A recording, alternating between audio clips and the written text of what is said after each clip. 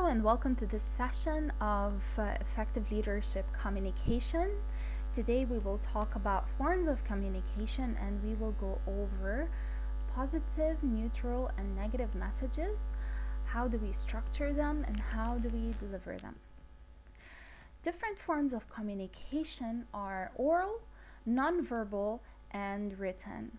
They can be internal and external. So when they're internal, they're within the company, and when they're external, they are dealing with subsidiaries, unions, professional services, suppliers, vendors, courts, media, foreign government, competitors, other businesses, distributors, customers, potential employees, special interest groups, stockholders, investors, and lenders, and your direct customers and clients. The purpose of communication in a business would be to inform or request, persuade, or build goodwill. We're going to be talking a lot more about building goodwill in the coming slides. So how much does correspondence cost? Correspondence is actually very expensive. According to the US Labor Department, correspondence costs around $21 a page. An engineering firm that relies on military contracts reports spending $500,000 to put together an average proposal and $1 million to write a larger proposal. However, poor correspondence costs even more in time, effort, and lost goodwill. Another company in the Gulf reports paying $5 a minute to fix poor correspondence, and that is a very costly price to pay. A Big Six accounting firm lost a 7-figure consultant contract because of a typo on the cover page of the proposal. So effective messages in general meet 5 criteria. Number 1, they are clear. The meaning the reader gets is the meaning the writer intended. The reader doesn't have to guess. 2, the message is organized. It has a clear structure, and we're going to be talking about structure also in the coming slides. 3, it's complete. The information is accurate and all the questions the reader might have are answered. 4, it's correct. The message is free from errors in punctuation, spelling, grammar, word order, and sentence structure. 5, it builds goodwill. This means that the message presents a positive image of the writer and the organization. It treats the recipient as a person and not a number. Before you write or speak, ask yourself the following questions. Number 1, what is at stake? To whom? Think not only about your own needs, but about the concerns of your readers. Your message will be most effective if you think about the entire organizational context, the larger context of shareholders, customers, and regulators. Number 2, who should you send this message? Sometimes, you're not sure, but be alert for opportunities in any business to influence and to make your case. You can always use communication to build and grow your career. Number 3, what channel should you use? Should you use a paper document? Should you use an e-document? Should you pick up the phone and call? Oral channels are better for group decision making, and they are less formal. Sometimes they help clear up misunderstandings more quickly and seem more personal. So a rule of thumb is if it takes more than 3 emails back and forth, you need to pick up the phone and call. Number 4, what should you say and how should you say it? So the content of the message might not be obvious. So how detailed should you be? Should you repeat information that the audience already knows? These all are kinds of questions that depend on the document, your purposes, your audiences, and the corporate culture. How should you say the message? How should you arrange your ideas? What comes first? What comes second? What comes last? And the words you use shape the audience's response to what you say. We're going to talk a little bit more about this in the upcoming slides as well. So after asking these questions, think of a solution that can solve the organizational problem and meet the psychological needs of the people involved. I suggest using PABOK. PABOK means purpose, audience, information, benefits, objections, and context. First of all, purpose. What is the purpose of writing the message?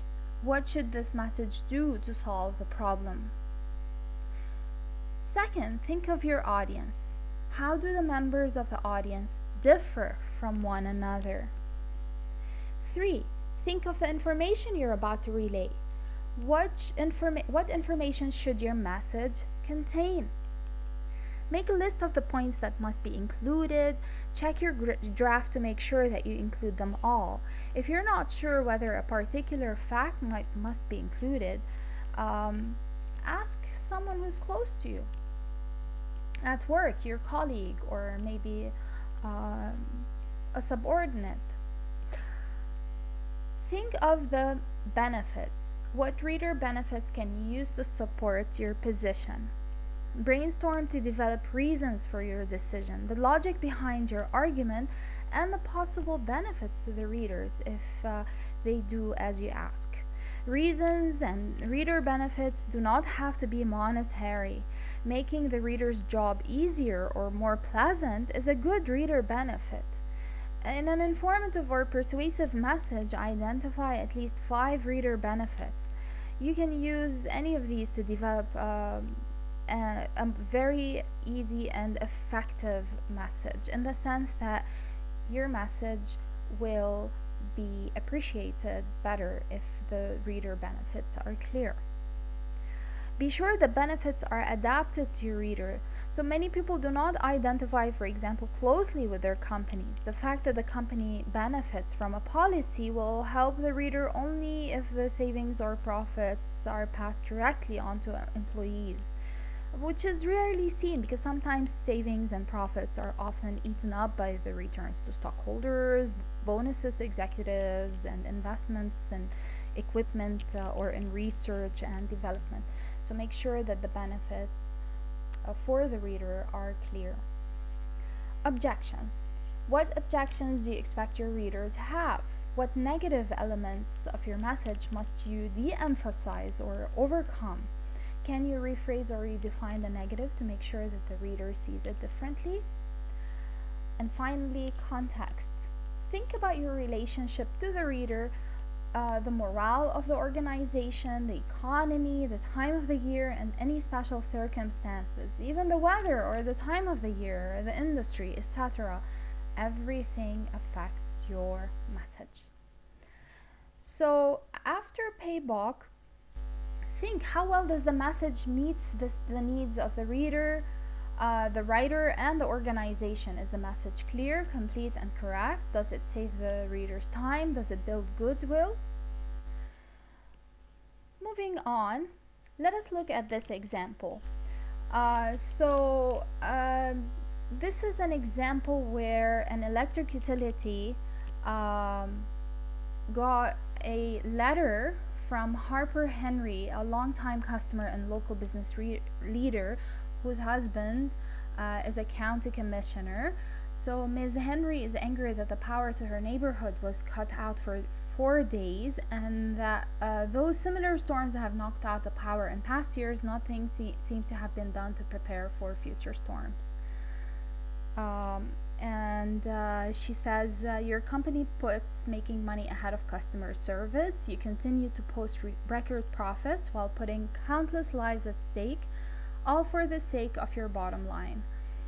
So these are all possible letters or approaches. We're going to be looking at 4 of them. Let's see which one would be a very good response to Ms. Henry. So you can say, dear sir or madam, your opinion is valuable to us, and you can rest assured that we are looking into the problem. Should you have questions or concerns in the future, please do not hesitate to contact us. So what is the problem with this message? The problem with this message is that you can tell that it's a generic message that gets sent out, sort of like the signature that you might have. I'm currently out of the office for a week. Please contact my administrative assistant should you have any questions or if it is an urgent matter. It's very generic. This is definitely not something to send out. It's going to infuriate the customer. It's going to make things much, much worse. The second one says, Dear Harper. That is horrible. I can't believe someone would begin a message by using the last name like this. It's a little bit disrespectful. You're right, we dropped the ball on this one, but the utility business is an unpredictable one. And only God Himself controls the weather. So while we deal with with the frustration of being mere mortals, you can help us with your patience. Make sure too that you trim any trees that are on your property and are close to overhead power lines, since falling trees cause a lot of the problems. With any luck, we'll be better off the next storm. So it's basically leaving it up to chance, being a little bit sarcastic, trying to be funny. And then it even ends it with a PS. How funny that someone named Harper would be sending a letter to complain. Like, seriously, what is funny about this? This is also very disrespectful, just like number one. It's a horrible thing to send out, and it'll definitely not build any goodwill. If there is any goodwill left, it'll destroy it completely. Let's take a look at this third one. Dear Mrs. Henry. Okay, so at least the opening is much better. The electric utility business is a particularly difficult one. You'd be surprised at all of the variables that come into play. For instance, there are union contracts to negotiate with employees. Does she really need to know all that? Did you know that we can't expect a lineman to work more than 8 hours in one day without doubling his hourly rate? This is not something you need to share, even if you are trying to justify, you know, anything. We also have to provide meals if the work goes beyond 12 hours, and overnight accommodations if the worker must travel more than 50 miles from home. All that's just part of the labor issue. Unions are killing this business. There's also the cost of producing the electricity, meeting the government regulations for clear air in our. Well, actually, if it were me, if I'm Ms. Henry, I would stop reading right there. And then they conclude by saying, anyway, we're sorry for the inconvenience you faced, but I'm sure you can now see just how challenging all this. She doesn't need to know all that. This is really not doing the company any service. Let's take a look at the last one. Dear Ms. Henry. Okay, this is a much more respectful opening because it's using her last name and definitely Ms., which is the right way to address her. Thank you for your recent feedback regarding the power outage to your home. Great, so it's opening with an acknowledgement of what we've received. As you know, the storms that hit this year were particularly powerful. Hundreds of miles of overhead power lines were brought down in a matter of minutes, leaving thousands of customers stranded. Though more than 1,500 extra utility workers from surrounding states were brought in to help restore electricity, clearly we could have done better. Going without electricity for even a few minutes is too long, and we are making strides to improve our service. Great, so it's all turning a negative into a positive. We're currently working with local municipalities to explore cost-effective ways to solve this problem. Suggestions from valuable customers like you will help in the effort. As you noted in your letter, bring power lines is an option to consider. And finally, it ends with goodwill building. Your loyalty and input will help us to provide even better service to customers. This is definitely the letter to send out because it meets all the criteria as we're going to be seeing in the next slides. So how do we send informative and positive messages? First of all, let's take a look at the most common types of informative and positive messages. They're usually in the form of transmittals, confirmations, summaries, adjustments and responses to complaints, thank you and congratulatory notes, acceptances, positive answers to reader requests, information about procedures, product, service, or option, announcements of policy changes that are neutral or positive, changes that are to the reader's advantage. So, what is the primary purpose of a neutral or a positive message? To give information or good news to the reader, to have the reader read, understand, and view the message positively, or to de-emphasize any negative elements. The secondary purposes, however, are to, number one, build a good image of the writer and the organization. Number two, cement a good relationship between the writer and the reader. Number three, to reduce or eliminate future correspondence on the same subject so that the message doesn't create more work for the writer. There is nothing more annoying than these chain emails that go on and on and on. Okay, so what is the best subject line for an informative or positive message? This usually appears in the title of an email or so. It should definitely be specific and concise. Let's take a look at these examples. Something that would be too general would be training sessions. Something that would be better would be dates for 2021 training sessions, or evaluation of training sessions on conducting interviews, or should we schedule a short course on proposal writing? Second, it should be concise. Something wordy would be like survey of the student preferences regarding various pizza factors. Something better would be students' pizza preferences, or the feasibility of a Cassano's branch on campus, or what students like and dislike about Cassano's pizza. How should you organize your message? Your message should be organized like this. The outline should have, first, the main point, followed by details, then the negatives, then reader benefits, ending with goodwill. The structure should go as follows. Number one, you should give any good news and summarize all the main points. Number two, give clarification, details, and background. Remember the letter that we just read? It summarized the main point. It gave clarification, details, and background. Number three, present any negative elements as positively as possible. Number four, explain any reader benefits. Number five, use a goodwill ending on a positive, personal, and forward-looking note. Let's take a look at this example. This is about healthcare benefits for same-sex partners. Beginning May 1, same-sex partners of employees covered by the Chamber's health plan will be eligible for the same coverage as spouses. This is good news, okay? And it's also good news in the subject line and first paragraph.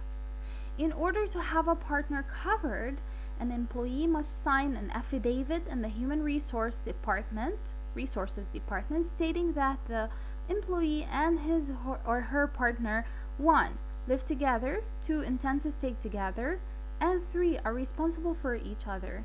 If the relationship ends, employees must notify the Human Resources Department within 30 days, just as do married couples who divorce. Those are the details. Okay, so let's take a look at the negatives. Costs and coverage of the Chamber's health plan remain the same. Dental vision coverage are also available for a fee. Limitations apply and remain the same. For information about the specifics of the Chamber's health plan, pick up a brochure in the Human Resources Department. Opposite sex couples must still marry to receive the spousal coverage. Those are negatives presented as positively as possible. Let's take a look at the reader benefits. Extending coverage to same-sex partners of employees shows the Chamber as a progressive, open-minded organization. This in turn portrays Columbus in a positive light. The new policy will affect not only chamber employees but also the small businesses that they are part of the chamber's health plan. New businesses may see the change as a reason to join the chamber and the health plan. Growth in the health plan creates a wider base for insurance premiums and helps keep costs as low as possible. Additional chamber members give us the funds and resources to plan more conferences for members. These conferences, such as the recent R&D and highest small businesses, help chamber members do business successfully. And then finally, it ends with a positive goodwill ending. Selling Columbus as a good place to live and do business has never been easier. Okay, so what about negative messages? Negative messages are to give bad news, to have the reader read, understand, and accept the message, and to still maintain as much goodwill as possible.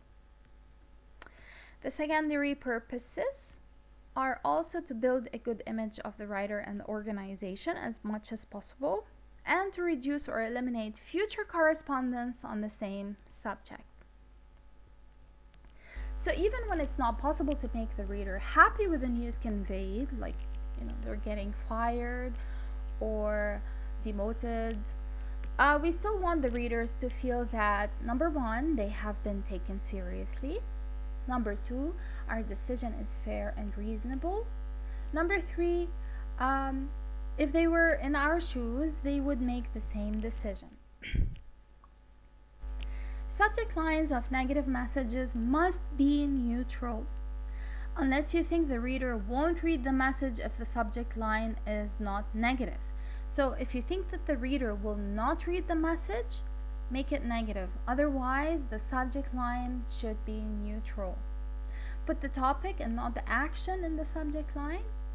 While writing to superiors, use a subject line that focuses on solving the problem. Example, improving our subscription letter. How should you organize a negative message? The outline should be as follows. Should start with the reason, then the refusal, then the alternative, ending with a goodwill ending.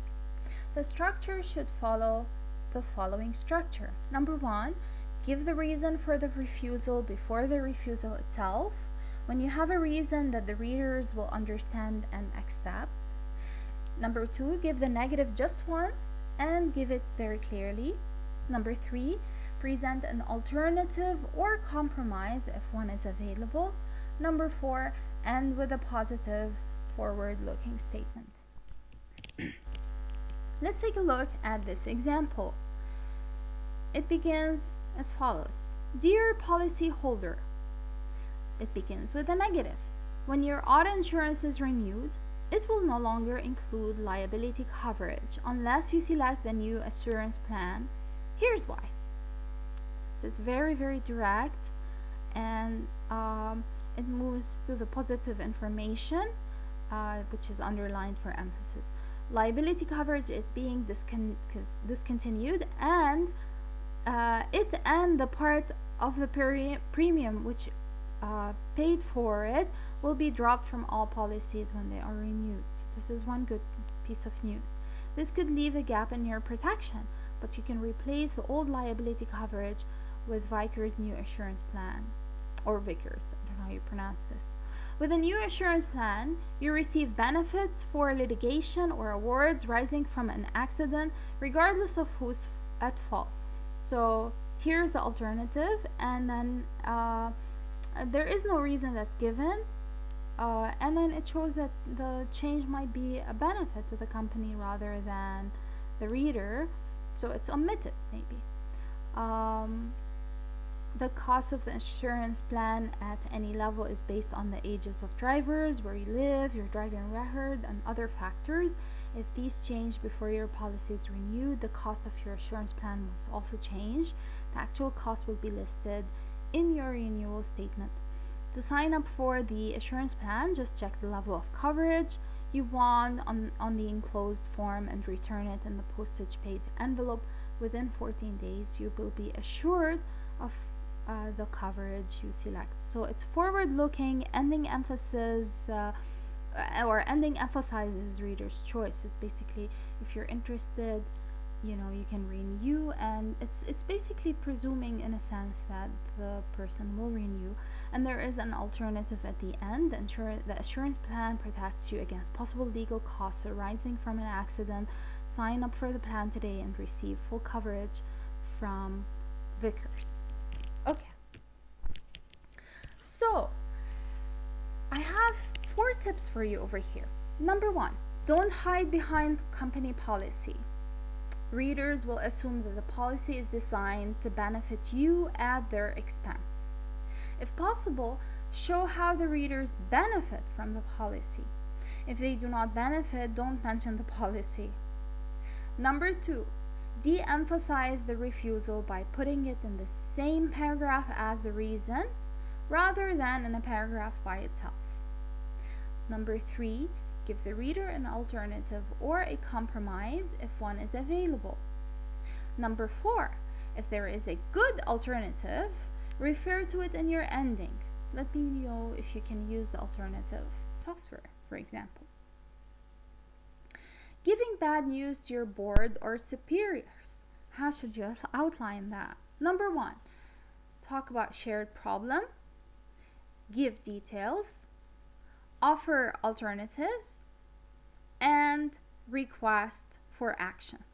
How should you structure that? Describe the problem, tell how it happened, describe the options for fixing it, and recommend a solution and ask for an action. Negative messages include the following 3 types: rejections or refusals, disciplinary notices, layoffs, and firings.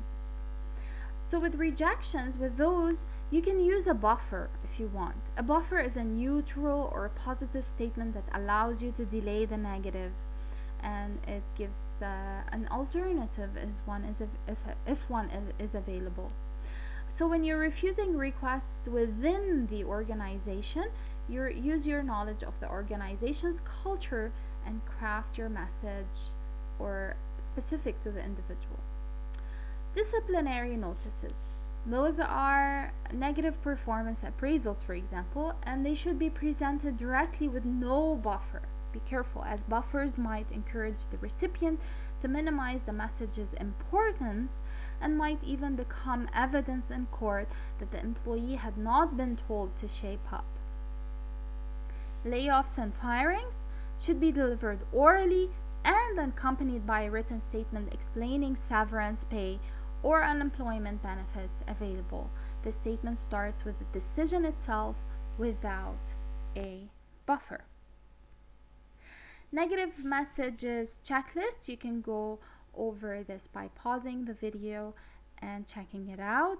It includes something for negative messages, something for all messages, not the negative ones only, and the originality in the negative message and where it comes from. Finally, a reminder: use a you attitude, which is a style of writing that looks at matters from the reader's point of view, emphasizes what the reader wants to know, respects the reader's intelligence, and protects the reader's ego.